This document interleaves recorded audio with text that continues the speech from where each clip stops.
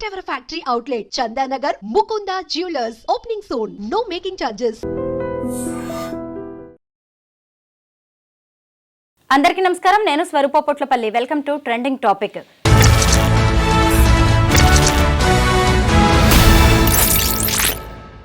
అనకాపల్లి జిల్లాలో జరిగిన హిజ్రా దీపు హత్య కేసులో సంచలన విషయాలు వెలుగు చూస్తూ ఉన్నాయి. ముఖ్యంగా ఇద్దరు హిజ్రాలు ఒక డెలివరీ బాయ్ మధ్య జరిగిన ఒక విషయమే ఈ హత్యకు దారితీసినట్టుగా తెలుస్తోంది. ఆ దీపు అనే ఆమెని చంపడమే కాకుండా 10 ముక్కలుగా చేసి బయట పడేయడం అనేది అందరినీ బాధకు గురి చేస్తోంది. ప్రస్తుతం నాతో పాటు ట్రాన్స్జెండర్స్ రైట్స్ యాక్టివిస్ట్ రచన ముద్రబోయిన ఉన్నారు. ఆవిడతో మాట్లాడి ఈ కేసు గురించి అనేక విషయాలు తెలుసుకుందాం. నమస్తే రచన. అసలు ఏం జరిగింది? దీపుని ఇంత దారుణంగా చంపాల్సిన అవసరం ఎవరికి వచ్చింది? కారణాలు చాలా వస్తూ ఉన్నాయి. ఒకటేమో మరదలుతోటి పెళ్లిగా సిద్ధమైనందుకు ఈమె అడ్డొచ్చినట్టు, వీళ్ళిద్దరు రిలేషన్షిప్లో ఉన్నట్టు కొన్ని సంవత్సరాల నుంచి అడ్డొచ్చినప్పుడు అడ్డు తొలగించుకున్నట్టు ఒక కారణం ఉంది. ఇప్పుడు మీరు అన్నట్టు ఇద్దరు హిజ్రాల మధ్య కూడా ఈయన ఉండటం వల్ల, ఈయనతో సంబంధం ఉండటం వల్ల దానివల్ల అని అనొచ్చు. బట్ కానీ 19వ తారీఖు తెల్లవారుజామున వచ్చిన ఈ ఫోటోలు ఏదైతే వాట్సాప్లో ఉన్నాయో చాలా భయంకరంగా ఉన్నాయి. అంటే ఇంతకు ముందు నుంచి మనం చూసాము ఎక్కడ ఆత్మహత్యల నుంచి కూడా రిలేషన్షిప్స్లో ట్రాన్స్ మహిళలు ఉండటము, ఆ రిలేషన్షిప్స్ ఫలించకపోగా దానివల్ల ఆత్మహత్య చేసుకోవడము, ఆ తర్వాత పార్ట్నర్లు ఆత్మహత్య చేసుకోవడము, తల్లిదండ్రులు ఆత్మహత్య చేసుకోవటము, ఇవన్నీ కూడా చూస్తూ వచ్చాము. ఇప్పుడు మర్డర్ దాకా వచ్చింది ఇది. అంటే ఇది ఎటువైపు పోతుందో అర్థం కావట్లేదు. ఇంకా ఎంతమంది ట్రాన్స్ మహిళలు ప్రాణాలు పోవాలో అనేది చాలా భయంగా ఉంది యాక్చువల్గా. ఈ దిలీప్ కుమార్ అలియాస్ దీపు 4 ఏళ్ల క్రితమే హిజ్రాగా మారాడు. అతనికి బన్నీ అనే వ్యక్తితో ప్రేమ వ్యవహారం మొదలైంది. ఆ బన్నీకి గంజాయి లాంటి వ్యసనాలు కూడా ఉన్నాయి.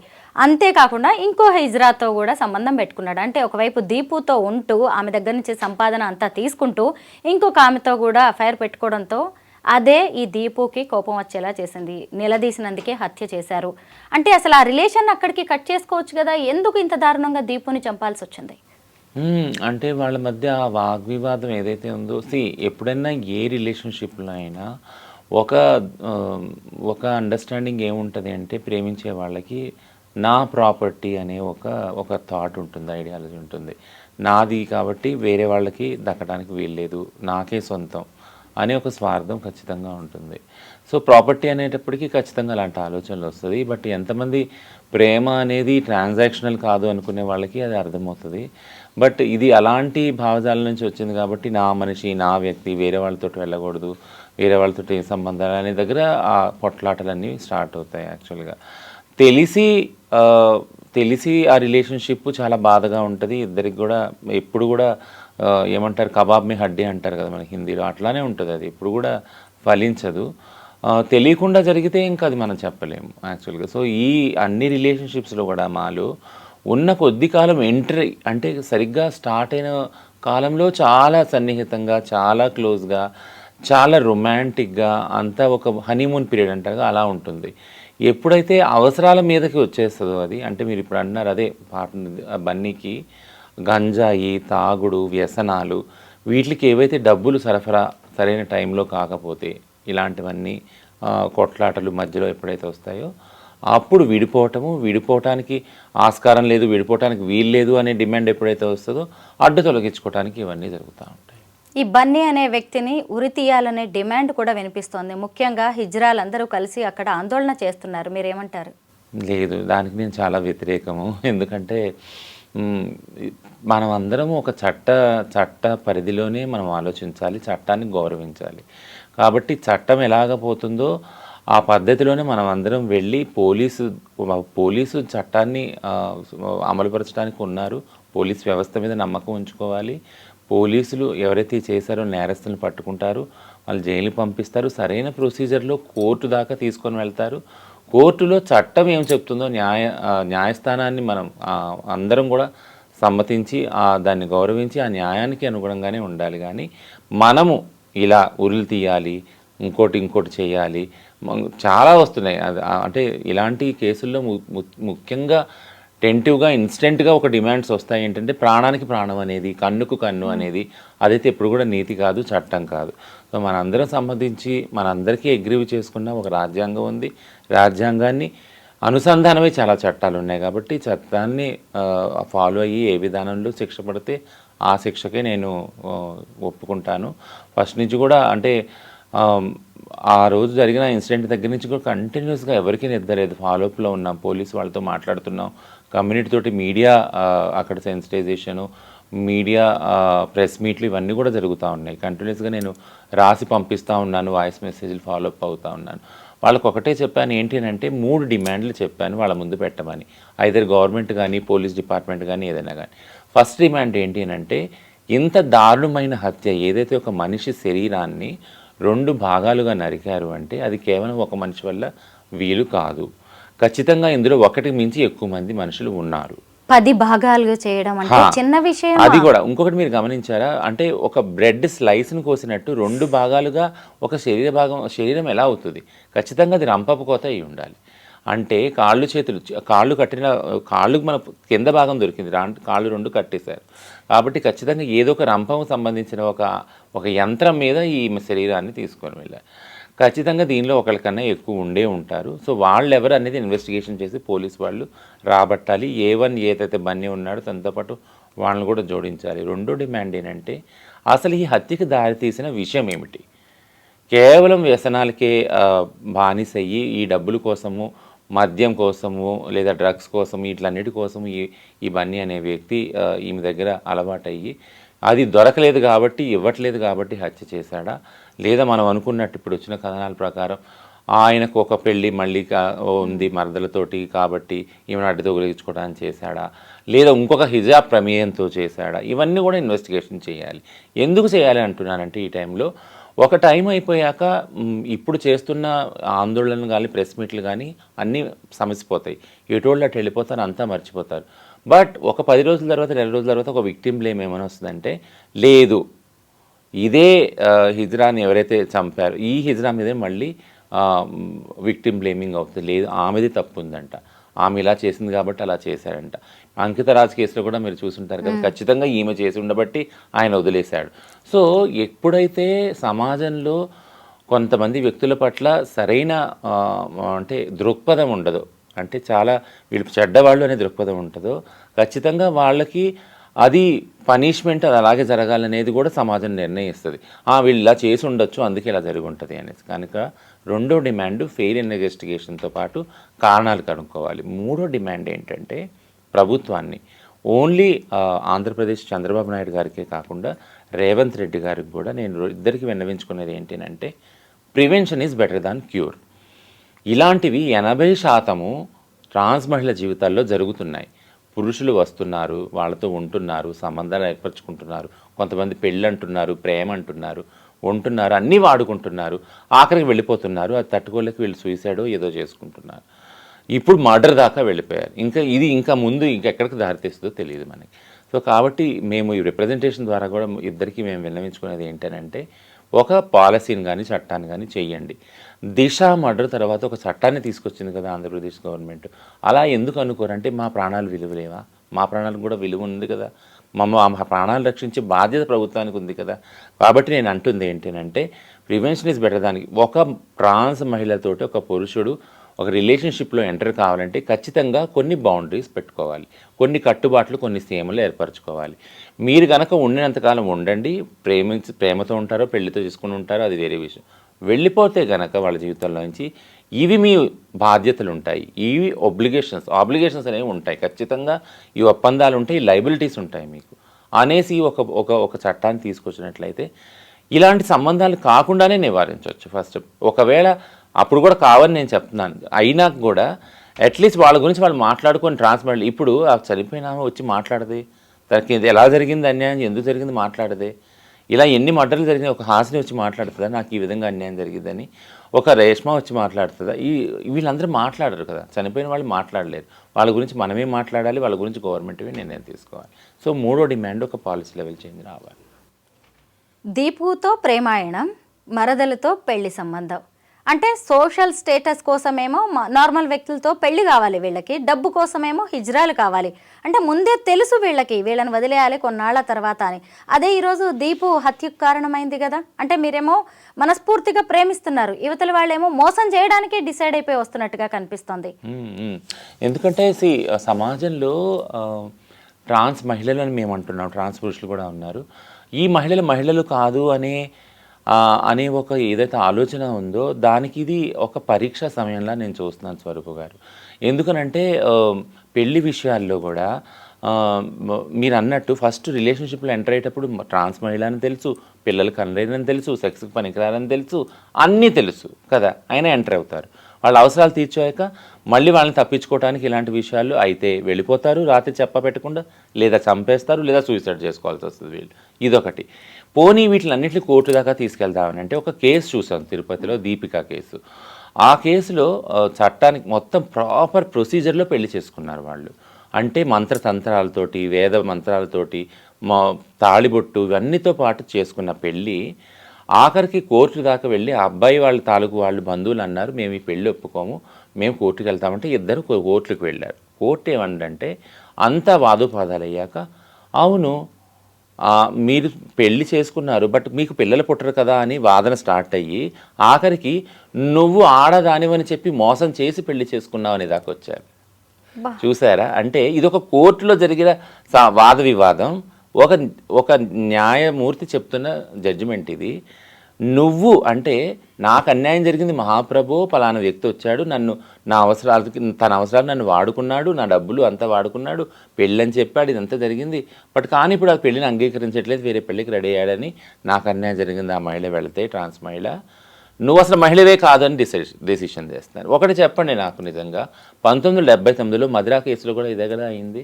మధురాని పోలీస్ స్టేషన్లోనే రేప్ అయితే మహారాష్ట్ర హైకోర్టు అంది లేదు, ఆ 5 ఎవరైతే పోలీసులు ఉన్నారో వాళ్ళకి మరణశిక్ష వేయాలంటే సుప్రీంకోర్టు అంటా ఉంది అప్పుడు 1979 లేదు, మధుర ఆదివాసీ మహిళ, ఆమెకి అలానే యథావిధిగా కోరికలు ఉన్నాయి, సెక్స్ కోరికలు, వాంఛలు, అందుకని ఆమె అప్రోచ్ అయింది పోలీసుల వరకు అనేసి ఆ కేసులో జడ్జిమెంట్ వస్తే మొత్తం మహిళా లోకమే దాడెత్తి వచ్చింది, ఇదేం జడ్జిమెంట్ అని. అంటే మధురకు జరిగిన అన్యాయం జడ్జి చేయమంటే మీ మధురని ఎందుకు జడ్జి చేస్తున్నారు, ఆమె చెడ్డదని ఎందుకు చెప్తా ఉన్నారు? సో ఇవన్నీ చూస్తూ ఉంటే ఈ న్యాయ సభలు, చట్టసభలు, చట్టాన్ని పాలించే వాళ్ళు, ప్రజలు, సమాజానికి ఇంకా మేము ఒక చెడు వ్యక్తులుగానే కనపడుతున్నాం. అందుకనే ఈ న్యాయానికి సంబంధించిన మా రిలేషన్షిప్స్లో జరుగుతున్న ఏదైతే చెడు ఉందో ఈరోజు మొక్కలు కోసేంతవరకు వచ్చింది మా శరీర భాగాలు, ఇంకా కొన్ని శరీర భాగాలు దొరకలేదు. సో ఈ స్టేజ్ వరకు వచ్చిందంటే ఖచ్చితంగా దీనికి కారణం మా కమ్యూనిటీ కాదు, మేము ఇలా పుట్టడం అస్సలు కాదు, మేము రిలేషన్షిప్లో వెళ్ళటం అది అస్సలు కాదు, ఖచ్చితంగా ఈ సమాజమే. ఎందుకంటే ఆ సమాజం నుంచి వచ్చే ఆ పురుషులే మమ్మల్ని అన్యాయం చేస్తున్నారు. ఆ పురుషుల్ని ఏం చేయకుండా, కట్టడి చేయకుండా ఈ సమాజం వాళ్ళకి గ్రీన్ కార్డు ఇస్తుంది. ఈరోజు దీపు హత్య అనేది కొత్త విషయం ఏం కాదు, ఎందుకంటే గతంలో కూడా ఇలాంటి హత్యలు చాలా జరిగాయి. హాసిని హత్య కేసు నెల్లూరులో జరిగింది, మనం హైదరాబాద్లో షీలాది చూసాం, తిరుపతిలో దీపికా బోనం, ఇలా చాలామంది ప్రేమకి అలాగే మోసాలకి బలైపోయారు. అంటే ఎందుకు అసలు హిజ్రాల్ని చంపడం అనేది చాలా ఈజీగా అయిపోయింది, వేరే నార్మల్ మహిళలు చంపడం కంటే కూడా ట్రాన్స్ విమెన్ అనేవాళ్ళు ఎందుకు ఇంత చులకనగా దొరుకుతున్నారు? డైరెక్ట్గా చంపేయడమే. అకౌంటబిలిటీ లేదు కదా స్వరూప్ గారు. అంటే ఇంట్లో నుంచి వీళ్ళ తల్లిదండ్రులనే వెళ్ళగొట్టేసిన వాళ్ళు ఏదో బతుకుతూ ఉన్నారు, అన్నతమ్ముళ్ళు, అక్క చెల్లెలు ఎవరు సపోర్ట్ లేదు, సపోర్ట్ సిస్టమ్ లేదు, వీళ్ళని ఏం చేసినా అడిగేవాళ్ళు ఎవరు? అసలు యాక్చువల్గా అయితే అది ప్రొటెక్టెడ్ కమ్యూనిటీగా తీసుకొని గవర్నమెంటే కదా రక్షించాలి ఈ కమ్యూనిటీని, ప్రత్యేక చట్టాలు చేయాలి కదా గవర్నమెంట్ అయితే. ఎందుకంటే అయితే నేను ఒకటే అంటాను, మీరు అయితే ప్రత్యేక చట్టాలనే చేయండి మమ్మల్ని ప్రొటెక్ట్ చేయడానికి, ఎందుకంటే మమ్మల్ని మేము ప్రొటెక్ట్ చేసుకోలేము ఈ సమాజం నుంచి, లేదా మేము లేకుండానే చట్టాలు చేసేయండి, అదన్నా చేయండి. కొంతమంది ట్రాన్స్జెండరు ఎవరైతే యాక్టివిస్టులు ఉన్నారో వాళ్ళు ఇది కూడా అన్నారు, మాకు యూత్రేషి అంటారు దాన్ని, అంటారు కదా ఇచ్ఛామరణం, దాన్నన్నా ప్రసాదించండి అట్లీస్ట్ కదా. ఎందుకంటే మీరు మమ్మల్ని చావనివ్వరు, బతకనివ్వరు, మేము బతికితే వీళ్ళందరూ ఇలాగ కాకుల్లా గద్దలా పొడుచుకొని తింటా ఉన్నారు. సో నేను అనేది ఏంటంటే సమాజంలో ట్రాన్స్ దాకా బతకడమే ఒక పెద్ద కష్టమైన జర్నీ, పుట్టిన దగ్గర నుంచి కూడా. అలాంటి దానిలో వీళ్ళందరూ వచ్చి ఇలా చేస్తూ ఉంటే దీనికి సంబంధించిన సమాధానం ఎక్కడ దొరుకుతుంది? ప్రభుత్వాలేగా చేయాలి. నిజంగా మీరు సృష్టికి ప్రతి సృష్టి చేసుకుని తర్వాత ఎన్నో సవాళ్ళని ఎదుర్కొని ఇలా మహిళలుగా మారుతూ ఉంటారు. అయినా సరే ఈ సమాజం మిమ్మల్ని 100% మహిళలుగా అంగీకరించట్లేదు. ముఖ్యంగా ఏదైనా అన్యాయం జరిగినప్పుడు, ఇబ్బంది జరిగినప్పుడు ఎవరు కూడా వచ్చి వెనక నిలబడట్లేదు. కనీసం మహిళలకు వర్తించే చట్టాలైనా ఈ హిజ్రాలకి వర్తిస్తున్నాయా రచన? నేను అదే చెప్తాను. ఒకటి చట్టాలు లేదా వ్యవస్థ అన్న. ఇప్పుడు ఫర్ ఎగ్జాంపుల్ మహిళా ఉద్యమంలో మన 2 రాష్ట్రాలే చూసుకుందాం. ఏదైనా జరిగినప్పుడు వెంటనే మహిళా ఉద్యమకర్తలు అక్కడ వెళ్తారు, ఒక ఫ్యాక్ట్ ఫైండింగ్ చేస్తారు. అసలు ఏం జరిగింది ఈ కేసులో. అది రేప్ కేసు కావచ్చు, అది డొమెస్టిక్ వైలెన్స్ కావచ్చు, కుల పరమైన కేసు కావచ్చు, ఏదైనా కావచ్చు. ఆ సంఘం ఆ సముదాయానికి సంబంధించిన మహిళలు అక్కడికి వెళ్తారు, ఒక ఫ్యాక్ట్ ఫైండింగ్ చేస్తారు, ఇవి డీటెయిల్స్ జరిగింది ఇవి అని. అలాంటి ఒక ప్రొసీజరే లేదు కదా. నేను ఎప్పటి నుంచో మొత్తుకుంటా ఉన్నాను, ట్రాన్స్ మహిళలకు రక్షణ లేదు. వాళ్ళ చావు ఖచ్చితంగా అది మర్డర్ వల్ల జరుగుతుందో, సూసైడ్ వల్ల జరుగుతుందో, లేదా న్యాచురల్గా ప్రాకృతికంగా జరుగుతుందో కూడా కారణాలు తెలియాలి. అది తెలియనంత కాలము ఒకవేళ మర్డరే జరగచ్చు, లేదా సూసైడ్ జరగచ్చు. దాన్ని న్యాచురల్ డెత్గానే రికార్డ్ అవుతుంది. 1900 అంటే ఈ 2016 నుంచి 2018 దానిలో దశకంలో నేషనల్ క్రైమ్ బ్యూరో రికార్డ్స్ ఏవైతే ఉన్నాయో అందులో కేవలం మరణాలు చూస్తే, అంటే 2014 సుప్రీంకోర్టు జడ్జిమెంట్ వచ్చాక నేషనల్ క్రైమ్ బ్యూరో రికార్డ్స్ కూడా ట్రాన్స్జెండర్ వాళ్ళ డెత్స్ని రెప్లికేట్ చేయడం, చూపించడం స్టార్ట్ చేశారు. మరణాలని ఎక్కడెక్కడ ఏ స్టేట్స్లో ఎన్నెన్ని మరణాలు రికార్డ్ అయినాయి అని చూపించారు. అందులో మీరు గమనించినట్లయితే కేవలం యాక్సిడెంట్ మరణాలే అన్నీ రిజిస్టర్ అయి ఉన్నాయి. మన తెలంగాణ నుంచే ఎన్నో మరణాలు, సూసైడ్లు, అలాగ మర్డర్స్, మన ప్రవల్లిక మర్డర్ 2015 ఇవన్నీ కూడా రిపోర్ట్ అక్కడ మేము చేసినాక మన స్టేట్లో రికార్డ్ అయిన క్రైమ్ అంతా నేషనల్ లెవెల్లో వెళ్ళి ఉంటుంది కదా. అవి కూడా కనీసం అక్కడ 1-2 కేసెస్ కూడా రెప్లికేట్ కాలేదు. అంటే డేటా రెప్లికేట్ చేయడంలో కూడా చాలా మిస్రిప్రజెంటేషన్ ఉంది. ఎందుకు జరుగుతూ ఉంది ఇదంతా అంటే, ఒక బైనరీ సమాజంలో చేతిలో ఉన్నప్పుడు డేటాను కూడా మ్యానిపులేట్ చేయగల పవరు, మాకు సంబంధించిన చట్టాల గురించి పనిచేయని ఒక లోపభూయిష్టమైన వ్యవస్థ, ఇదంతా కూడా ఉండటం వల్లే కదా వీటన్నిటికి కారణం అని రోజు క్లియర్ కనబడుతుంది. నేను అదే అంటాను, అంటే మమ్మల్ని మహిళలతో సమానంగా చూడపోయినా అట్లీస్ట్ ఒక జంతువుకి ఉన్న రైట్స్ ఏవైతే ఉన్నాయో, ఒక్కొక్కకి పిల్లికి మనం పెంచుకునే వాటికి ఉన్న రైట్స్ కూడా ట్రాన్స్ వాళ్ళకి లేవే. వాటితో సమానంగా జీవులుగానే మీరు మమ్మల్ని పరిగణించట్లేదే. అట్లాంటప్పుడు ఇలాంటి హింసని ఇంకా వ్యవస్థీకృతం చేయాలనుకుంటున్నారా అనేది ప్రశ్న.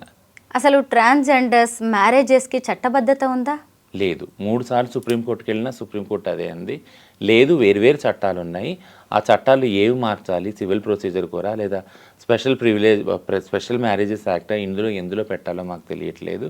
ఒకటి, ఇప్పుడు మేము రెడీగా లేము ఈ రైట్స్ ఇవ్వడానికన్నాను. సో వితిన్ జ్యుడిషియల్ డయాస్పోరా కూడా ఒక అండర్స్టాండింగ్ లోపం ఏముంది అంటే, ఎల్జీబీటీ కమ్యూనిటీస్ అంటే కేవలం వీళ్ళకి సెక్షువల్ ఫ్రీడమే కావాలి. 18 ఏళ్ళు పైబడిన వాళ్ళు ఎవరైతే వయోజనులు ఉన్నారో వాళ్ళిద్దరి మధ్య వాళ్ళకి స్వేచ్ఛ ఉంది, వాళ్ళకి రాజ్యాంగ స్వేచ్ఛ ఉంది, హక్కు ఉంది, కాబట్టి వాళ్ళని ప్రశ్నించకండి. అలాగే ఎల్జీబీటీ వాళ్ళని కూడా ప్రశ్నించకండి. కానీ మేము ఎప్పటి నుంచో గొంతెత్తి మొత్తుకునేది ఏంటంటే, మాలో లివింగ్ రిలేషన్షిప్లో ఉండాలనుకునే వాళ్ళు ఉన్నారు, మాలో పెళ్ళిళ్ళు చేసుకోవాలనుకునే వాళ్ళు ఉన్నారు, మాలో పిల్లల్ని పెంచుకోవాలనుకునే వాళ్ళు ఉన్నారు, పిల్లల్ని కనాలనుకునే వాళ్ళు ఉన్నారు, ఇన్ని రకాల వాళ్ళు ఉన్నారు. మిగిలిన వాళ్ళకి, మగ వాళ్ళకి ఏదైతే రాజ్యాంగం హక్కులు ఇచ్చినాయో అవి మాకెందుకు వర్తించవు సమానంగా? అలాంటప్పుడు సమానంగా రాజ్యాంగం అందరికీ ఉన్నదని ఎలా నమ్మకం కలుగుతుంది? ఇప్పుడు ఒక ట్రాన్స్ విమెన్, ఈ అబ్బాయి నన్ను మోసం చేశాడు, నన్ను ప్రేమించాడు, పెళ్లి చేసుకుంటానన్నాడు, నాతో ఉంటానన్నాడు, నన్ను అన్ని రకాలుగా వాడుకున్నాడు అని చెప్పి పోలీసుల దగ్గరికి వెళ్తే ఎవరైనా, అసలు పోలీసులైనా రెస్పాండ్ అయ్యే పరిస్థితులు కనిపిస్తున్నాయా? లేదు. అసలు నువ్వేం చేస్తావు ఫస్ట్ అని అడుగుతారు మమ్మల్ని. లేదయ్యా నేను ఇలా అడుక్కుంటాను, సెక్స్ వర్క్ చేసుకుంటాను అంటే, ఆయన అలాంటప్పుడు నీ దగ్గర అసలు ఎందుకు, నీతో ఎవరుంటారు ఉండటానికి, నీకు అసలు ఏం అర్హత ఉంది రిలేషన్ అని వాళ్ళే జడ్జ్ చేసేస్తారు ముందు. అంటే నీకు అసలు అర్హతే లేదు కదా, నువ్వు ఆల్రెడీ వాల్యూస్ లేని దానివి ఈ సమాజంలో, ఇంకా నీతో ఉండటానికి రావటం ఆయన చేసిన ఒక గొప్ప దయ, ఆయన హృదయం పెద్ద హృదయం, అందుకని నీతో బతకడానికి వచ్చాడని ఉల్టా చెప్తారు మాకే. యాక్చువల్ ఎన్నో కేసుల్లో మేము చూసామన్నమాట. ఏం చూసుకొని నీ దగ్గరికి వచ్చాడు ఆయన అని ఉల్టా మమ్మల్ని ప్రశ్నిస్తారు. ఒకవేళ ఆ వ్యక్తిని తీసుకొచ్చినా, మమ్మల్ని కొట్టిన ఆ వ్యక్తిని తీసుకొచ్చినా, నువ్వు ఏమనుకొని ఈమెతో వెళ్ళావు, ఈ ట్రాన్స్ అని తెలియదా, నీకు తెలిసి ఎందుకు వెళ్ళావని ఉల్టా ఈ విధంగా అడుగుతారు యాక్చువల్గా. అంతేగాని ఇలా వెళ్ళడం తప్పు, ఇలా చేయడం తప్పు, ఇలా ఒకరిని మానసికంగా హింసించడము, బాధ పెట్టడం తప్పు అని ఎవరి ఆలోచన కూడా నేను ఇప్పుడు వచ్చి వినడం చూడలేదు, చూడటం చేయలేదు నేను. అంకితా రాజ్ విషయంలో కూడా మనం గతంలో మాట్లాడుకున్నాం. ఆమె ట్రాన్స్ విమెన్, అతనేమో నార్మల్ అబ్బాయి. పెళ్లి చేసుకున్నారు, అందరికీ ఆదర్శప్రాయంగా మారారు. కానీ కొద్ది రోజులకే మోసపోయానో లేదంటే ఇద్దరికి పడలేదో ఎవరికి వాళ్ళు విడిపోయారు, సైలెంట్ అయిపోయారు. అంటే అంకిత తెలివిగా నిర్ణయం తీసుకున్నట్ట, మిగతా వాళ్ళకి ఈ తెలివి లేదంటారా? తెలివిగా ప్లస్ హుందాగా కూడా కదా. There is a royal behaviour behind this కదా, ఇద్దరిది ఉంది. అది నేను అనేది మిగిలిన వాళ్ళకి తెలివి లేకుండా అని కాదు, బట్ అలాంటి వెసులుబాటు కూడా ఉండకపోవచ్చు. నేను అందుకే చెప్తాను ఇప్పుడు అంకిత రాజ్ విషయంలో అంకితని ఎంత ప్రైజ్ చేస్తానో, బీయింగ్ ఏ ట్రాన్స్ ఉమెన్, నా కమ్యూనిటీకి సంబంధించిన వ్యక్తి కాబట్టి రాజ్ను కూడా అంతే ప్రైజ్ చేస్తాను నేను. ఎందుకంటే అంత హుందాగానే ఒకవేళ కలిసి ఉందామన్నా పెళ్లి చేసుకుందామన్నా వాళ్ళు అదే చూపించారు. దక్షత, వివక్ష లేకుండా సమాజంలో నేను ముందుకు వస్తున్నాను, నేను చేసుకుంటాను అని రాజు ముందుకు రావటము, అలాగే పెళ్లి చేసుకోవటం, ఒక ఇంట్లో ఉండటము చేసుకోవటం, ఒకటి వనరులు తేవటం. యాక్చువల్గా ఆ అబ్బాయి తన డబ్బులు ఇన్వెస్ట్ చేయటం ఈ వ్యవస్థ మీద, నమ్మకం పెట్టి రిలేషన్షిప్ మీద, అది మనకు కనపడతా ఉంది. అదే విజ్ఞతతోటి వాళ్ళు ఉన్నంతకాలం ఉండి తర్వాత విడిపోదాం అనుకోవటము, విడిగా ఉండడం అని నిర్ణయం తీసుకోవటం, ఇదంతా కూడా ఈ ప్రొసీజర్ ఒక ఐడియల్ ప్రొసీజర్గా కనిపిస్తూ ఉంది కదా. సో నేనేది అలాంటి వెసులుబాటు మిగిలిన వాళ్ళకి ఉండకపోవచ్చు. యాక్చువల్గా వచ్చేవాళ్ళు రిలేషన్షిప్లో ఎవరు చెప్పి రావట్లేదు. ఒక యాక్సిడెంట్లుగా రిలేషన్స్ జరుగుతున్నాయి, ఆ రిలేషన్షిప్లోకి వెళుతున్నారు, ఒక అనుకోని సంఘటన ద్వారా పరిచయాలు అవుతున్నాయి, కలిసి జీవించడం స్టార్ట్ చేస్తున్నారు, మళ్ళీ అనుకోని విధంగా ఒక సంఘటనలో విడిపోతూ ఉన్నారు. అక్కడ చెప్పుకోవటాలు, మాట్లాడుకోవటాలు, విడిపోవటాలు, ఆ బాధ్యతలు అనేవి ఏమీ లేవు ఆ రిలేషన్. సో దానివల్ల చాలా ట్రామా అనేది కలుగుతూ ఉంది. ఇప్పుడు దీపు లాంటి కేసెస్, ఇంకా కేసెస్ చాలా ఉన్నాయి. ఏ కేసుల్లో కూడా ఎవరికి పెద్దగా శిక్ష పడింది కానీ కేసులు సీరియస్గా ఉన్నదైతే కనిపించట్లేదు. ఇలాంటిదే మిగతా మోసగాళ్ళకు కూడా ఇవన్నీ ఛాన్సెస్గా కనిపిస్తూ ఉన్నాయి. ఇలా ఇంకొకళ్ళు కూడా ప్రేమించి ఇష్టపడి డబ్బులు అన్నీ వాడేసుకొని హత్యలు చేసి సైడ్ అయిపోవడం అనేది జరుగుతుంది. కనీసం ఇప్పుడైనా ట్రాన్స్ విమెన్ ఏమన్నా ధైర్యంగా నిర్ణయాలు తీసుకునే అవకాశం ఉందా? మనం ఇలాగా ఈ ఊబిలోకి వెళ్ళొద్దు, మనల్ని మోసం చేస్తున్నారు, మనకి పెళ్లి అనే వ్యక్తిగతంగా నిర్ణయాలు తీసుకొని ప్రయోజనం ఉండదు స్వరూప గారు. ఎందుకంటే ఒక వ్యక్తి యొక్క ఆలోచనలు నియంత్రించడం చాలా కష్టం సమాజంలో. కొన్ని వ్యవస్థగా ఏం చేసే అవకాశం ఉంది? సో ఒక వ్యక్తిని ఇప్పుడు ఫర్ ఎగ్జాంపుల్ మీరు చెప్తారా కౌన్సిలింగ్, ఇవన్నీ కూడా మమ్మల్ని అడుగుతారు క్లినిక్లో కూర్చున్నప్పుడు, మీరు ఇలా వెళ్ళొద్దు, మీరు రిస్క్ ఉంటుంది, పలానా వాళ్ళతో వెళ్తే ఇదంటే మనకు చెప్పకుండా చాలామంది వెళ్తూనే ఉంటారు రిలేషన్షిప్లో కదా. మనం చెప్పినా కూడా వెళ్తారు, ఎందుకంటే ఆ ఇన్స్టింక్ట్స్ అలా ఉంటాయి వాళ్ళకి. కాబట్టి ఆ విషయంలో కంట్రోల్ అనేది ఉండదు. But prevention is better than cure అని ఇందాక చెప్పాను నేను. ఎందుకంటే ఒక చట్టం అంటూ ఉంటే, ఒక పాలసీ అంటూ ఉంటే, ఒకవేళ ట్రాన్స్ మహిళలతోటి ఎంటర్ అవుతాం. ఎందుకంటే ఇప్పుడు గృహహింస చట్టం కానీ, sexual harassment at working place చట్టం కానీ, రేప్ చట్టం కానీ, SC/ST అట్రాసిటీ చట్టాలు, ఇవన్నీ కూడా మహిళల్ని, ఆయా కమ్యూనిటీకి సంబంధించిన మహిళల్ని ప్రొటెక్ట్ చేస్తూనే ఉన్నాయి. సో ఆ చట్టాల భయం వల్ల కొంతమంది మగాళ్ళు వాళ్ళ పట్ల హింసాత్మకంగా ఉండలేక ప్రివెంట్ అవుతుంది. అవునా, ప్రివెన్షన్ అవుతుంది చాలా మటుకు. సో అలానే ట్రాన్స్ మహిళలకు అలాంటి చట్టాలు ఏవీ లేవు. అనేది ఏంటంటే పాలసీ లెవెల్లో అట్లీస్ట్ తీసుకొచ్చి మీరు ఒక రక్షణ కల్పిస్తే, మీరు గనక ఏ మగాడు గనక ట్రాన్స్ మహిళతో రిలేషన్షిప్లో ఎంటర్ అయ్యేటప్పుడు ఖచ్చితంగా వాళ్ళ డీటెయిల్స్ అవన్నీ నమోదవుతాయి. వాళ్ళు కనుక వెళ్ళిపోయే టైంలో ఏదైతే వ్యవధిలో వాళ్ళు ఉన్నారో వాళ్ళు వాడుకున్న వనరులు ఇవన్నిటి కూడా లెక్క కట్టి ఇవ్వాలి అని ఒక పాలసీ కనుక పెట్టినట్లయితే ఖచ్చితంగా రిలేషన్షిప్లో అది ఎప్పుడైతే జరుగుద్దో, బ్రేకప్ జరుగుద్దో, ఖచ్చితంగా ట్రాన్స్ మహిళ వెళ్తుంది, చట్టం ద్వారా వెళ్ళి ఆ ప్రొసీజర్ ద్వారా తనకి కావాల్సిన న్యాయం అట్లీస్ట్ పొందుద్ది. అట్లీస్ట్ తనకు కావాలనుకున్న ప్రేమ పొందకపోయినా కానీ తను పోగొట్టుకున్న వనరులన్నా వస్తాయి కదా, అట్లీస్ట్ అదన్నా ఒక ఊరటగా ఉంటుంది కదా. అది నేను హిజ్రా, ట్రాన్స్ విమెన్, ట్రాన్స్జెండర్ పేర్లు ఏవైనా కానీ వాళ్ళు మనుషులు. అందరిలాగే ప్రేమ కోసం వాళ్ళు కూడా తప్పిస్తూ ఉంటారు. వాళ్ళకి ఒక ప్రాణం ఉంటుంది, జీవితం ఉంటుంది. ఎదుటి వ్యక్తిని అంత దారుణంగా చంపేసి ముక్కలు చేసి అంటే చట్టానికి దొరకమో అనుకుంటున్నారా? పోలీసుల్ని తక్కువ అంచనా వేస్తున్నారా? అంటే ఆ ప్రాణానికి విలువ లేదు అనుకుంటున్నారా? కానే కాదు, మీరు చేసింది చాలా పెద్ద నేరం. కనీసం భవిష్యత్తులోనైనా ఇలాంటి ఘటనలు పునరావృతం కాకూడదు. ముఖ్యంగా అసలు మన తోటి వారైనా ఈ ట్రాన్స్ విమెన్ని టార్గెట్ చేసి డబ్బుల కోసం వారిని వేధించడం, అలాగే పెళ్లి ప్రేమ పేరుతో వాళ్ళని మోసం చేయడం అనేది ఖచ్చితంగా కరెక్ట్ కాదు. దానికి తగిన శిక్షలు అయితే ఉన్నాయి. Thank you so much Rachana.